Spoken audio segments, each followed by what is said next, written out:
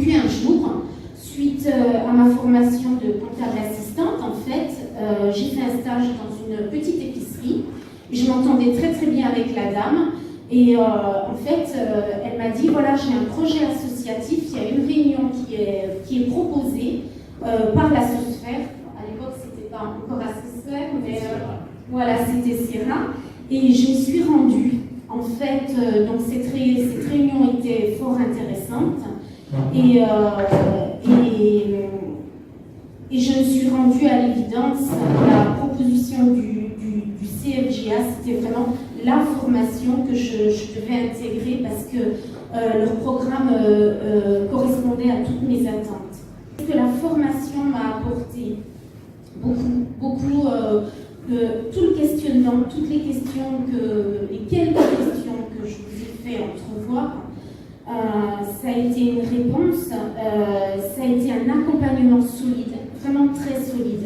Tout d'abord, le plus important, ça a été la construction revue du projet, parce qu'évidemment, on dépose des statuts, mais il y a des règles pour déposer des statuts, et quand on ne connaît pas les fondamentaux de la loi 1901 et qu'on n'y est pas initié, ça peut être très compliqué.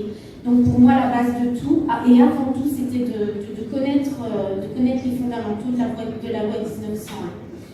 Ça a été un énorme partage d'informations, ça a été l'institution d'un fonctionnement et d'une organisation, ça a été avant tout la bonne gestion de l'association, parce que si elle est mal gérée, elle se casse vite la figure, c'est irrémédiable.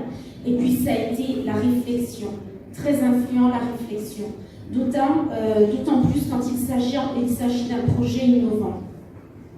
J'ai cultivé le raisonnement et pour finir, le plus important, pour mener à bien le projet, la confiance en soi. Bon, alors ça, c'est pas tout à fait gagné parce que vu là, mon déjà.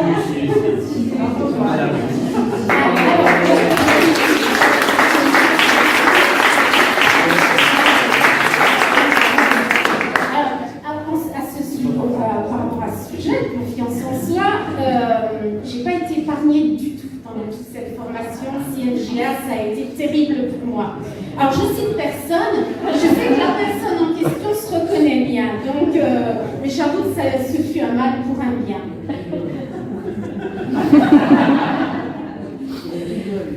Alors, grâce à cette formation, j'ai réussi à construire un fonctionnement pour accompagner et aider des femmes qui se trouvent dans les mêmes thématiques auxquelles j'ai dû faire face.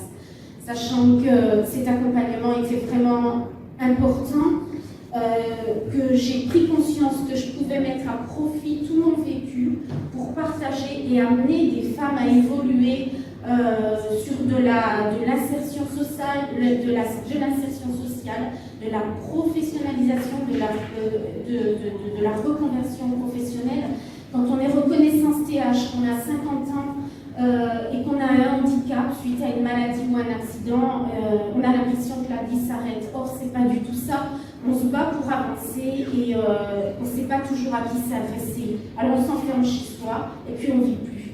Et là, quand on tombe sur des associations comme la nôtre, j'ai cette prétention de le dire, c'est vrai que c'est un renouveau. On m'a dit, tu m'as sorti de la dépression, tu m'as sorti de peut-être même de la mort, et c'est des choses qui me touchent. Et aujourd'hui, je sais pourquoi je me suis battue pour ça. C'est une réelle récompense. Voilà, la confiance en soi, c'est moi. Voilà.